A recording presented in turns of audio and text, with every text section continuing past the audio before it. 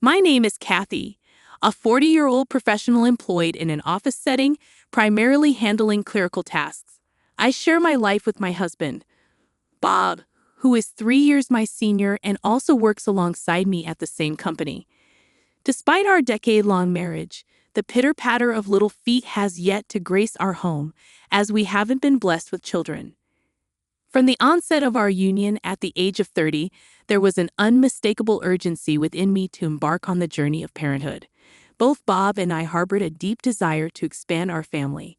While the ticking of the biological clock is less pressing for men like Bob, I couldn't shake the feeling that my window of opportunity was closing by the time I reached 35.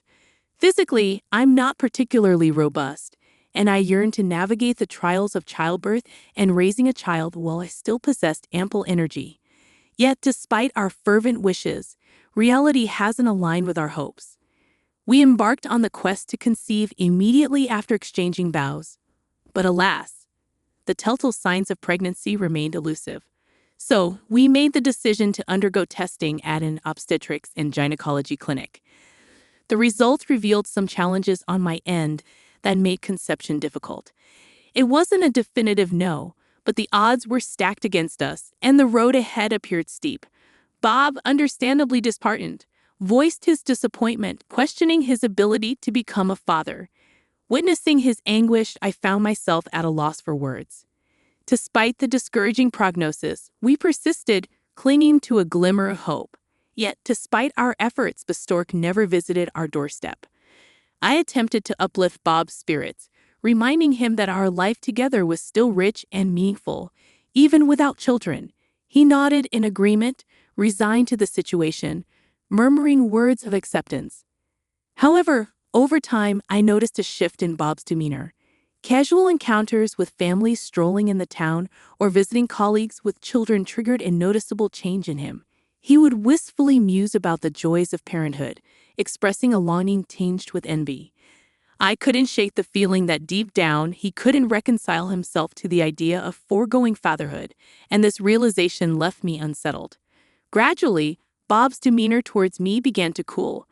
During our attempts to conceive, he had been actively involved in household chores, cautioning me against overexertion for fear it might hinder our chances of pregnancy. He had always been the first to offer, "Let me handle that," whenever there was heavy lifting required, and his caring nature made him a thoughtful husband. On weekends, he willingly assumed the household responsibilities, insisting, "I'll manage these since you handle them during the week." However, once the reality of our infertility set in, his attitude underwent a drastic change. "I'm exhausted, and isn't household work traditionally a wife's duty?" With this declaration, he resigned himself to idleness on weekends, spending his time either dozing off or glued to his smartphone. Suddenly burdened with additional chores, I found my health beginning to falter. When I felt ill with a fever or stomachache, his response became callous. "Figure it out yourself," he'd retort, showing no inclination to lend a helping hand. I remained silent in response. After all, it was undeniable that my infertility was a significant factor in our struggles to conceive. Contemplating the possibility of divorce weighed heavily on my mind, particularly at a time when I believed our relationship was on a positive trajectory. Then, unexpectedly, a change occurred in our circumstances. Bob received a transfer offer, a significant career opportunity at one of the company's affiliated branches. The catch was that it required relocation across state lines. Naturally, I assumed we would relocate together, but to my surprise, Bob suggested otherwise. "You don't have to come. I'll manage on my own." His words prompted me to pause and reflect.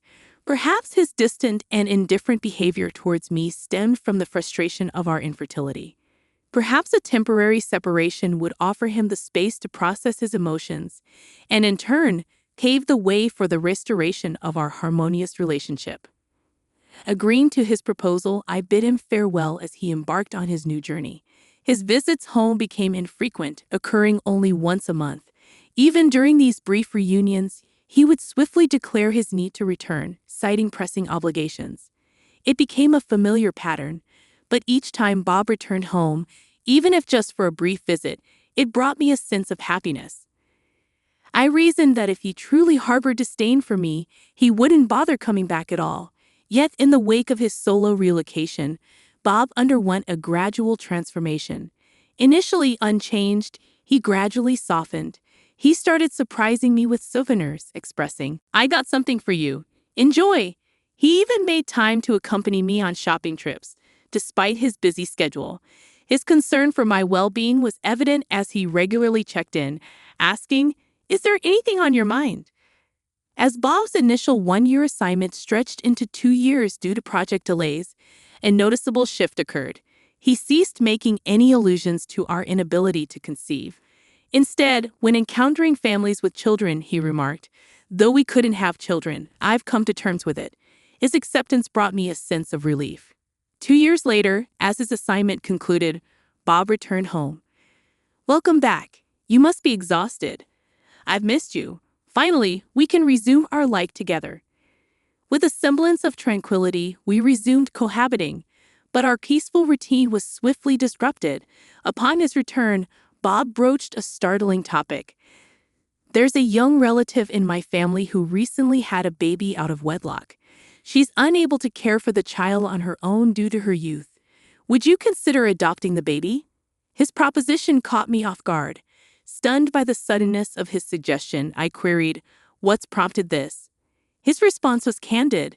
"Given our struggles with conception, I propose we adopt and raise this child as our own." Overwhelmed by the gravity of his proposal, I requested time to mull it over. The conversation was left hanging as I grappled with the unexpected turn of events.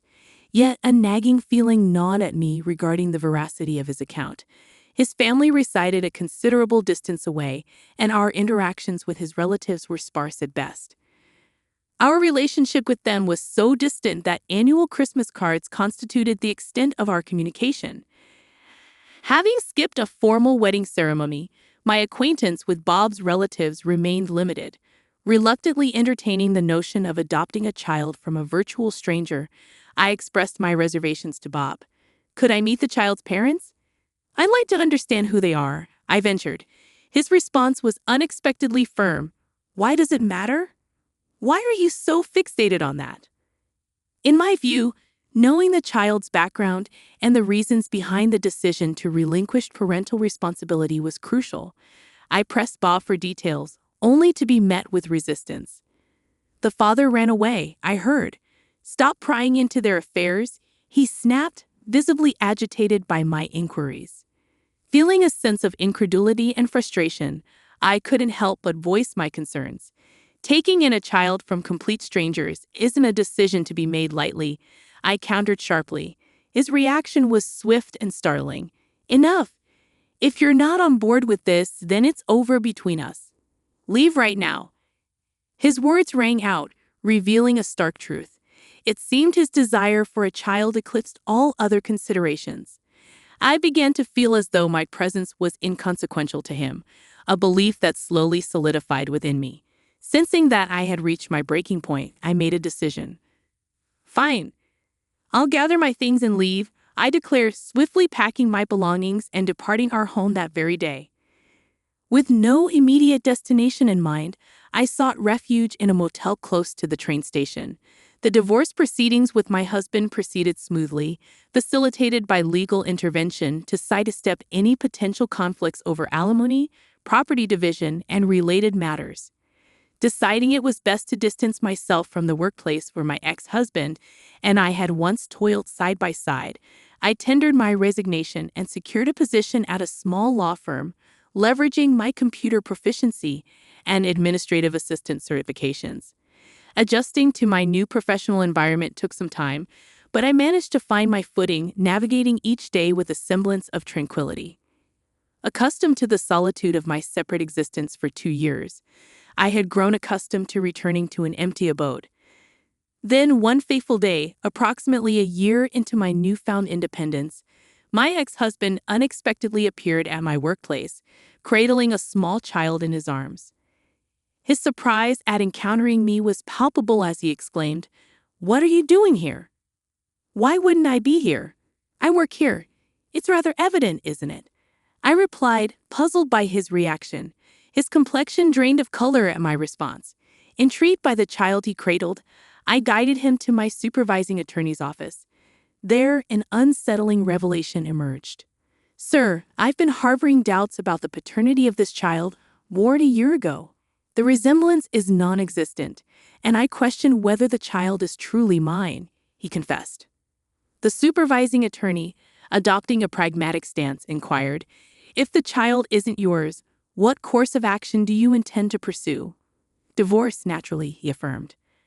"Legally, disputing paternity must occur within a year of the child's birth. Even if a DNA test confirms your suspicions, you may still be liable for child support," the attorney clarified. "What? Surely you jest," he retorted incredulously. "I assure you I'm not. There are legal precedents set by the Supreme Court," the attorney maintained. As I recorded their exchange as a clerk, the pieces of the puzzle began to fall into place. It became apparent that he had engaged in infidelity during our marriage, resulting in the birth of a child. Considering the timeline of events, the child was conceived around a year after he had embarked on a business trip. As the pieces of the puzzle began to fall into place, I couldn't shake the realization that his recent kindness might have stemmed from a sense of guilt. It appeared that his current wife was a former colleague of mine, and each time he interacted with her, his gaze would inadvertently shift towards me, his expression betraying a hint of pallor. Given the circumstances, it was only natural. After all, his ex-wife, the woman he had attempted to leave with the child born of his affair just a year prior, was right there before him. In the end, he reluctantly conceded, "Very well, I'll undergo a DNA test and then reassess the situation." With those words, he departed, his demeanor subdued. Later that day, I confided in my lawyer, Mr. Williams, regarding my divorce from the previous year, which coincided with my ex-husband's unexpected return. Surprised by the revelation, Mr. Williams offered invaluable insight. "You're aware that you can seek alimony for infidelity within 2 years of its discovery. What are your intentions?" he inquired. Without hesitation, I affirmed, "Certainly, I intend to pursue it, from both him and his mistress."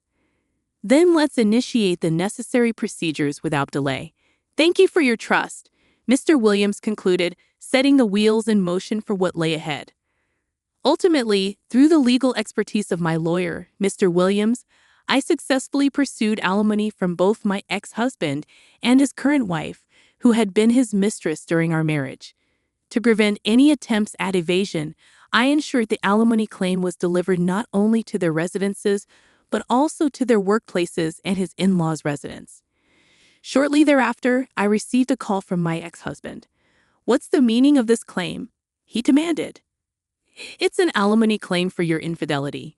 We're already divorced, but that doesn't exempt you from your obligations." I replied firmly. "That's absurd. There's no way I'm paying alimony," he retorted. "Actually, you can claim alimony for infidelity within 2 years of its discovery. Considering our divorce was just a year ago, your infidelity falls well within that time frame," I explained calmly. Suddenly, a woman's unfamiliar voice interjected, instructing him to alter his tone, and she took over the call. "What's the meaning of this claim?" she demanded sharply. Caught off guard by her abrupt intervention, I inquired, "May I ask who I'm speaking with?"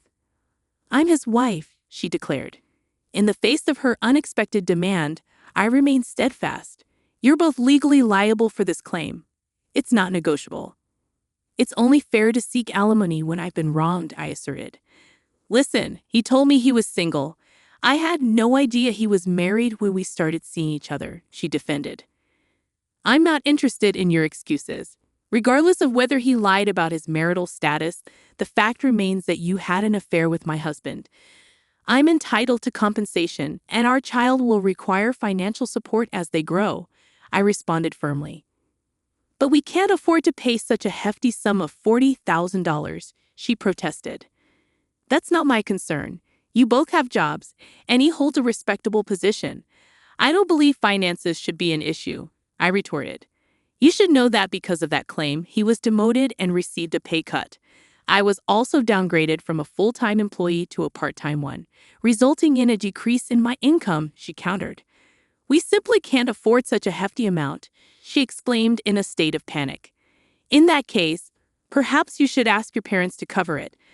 I will relent, I insisted firmly. I refuse to pay a single cent, she shouted, and her husband returned to the phone. My wife pleaded, we're going to face severe financial difficulties. Could you please reconsider dropping the claim? No, I won't drop it under any circumstances. On another note, I have something to share, I interjected.